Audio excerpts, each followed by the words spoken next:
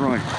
I just wanted to show you what we're doing now. We showed a video uncovering about 2 weeks ago. Now we laid the plastic next to the containers and we are recovering now because we're going to have 4 to 5 nights below 25 degrees, and that will freeze off the new growth or percentage of the new growth.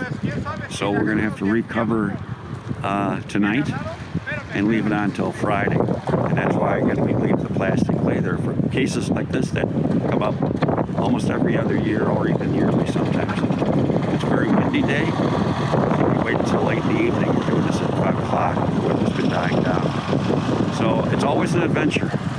There's no one way of one thing happening consistently, and you have to buckle up and enjoy the adventure.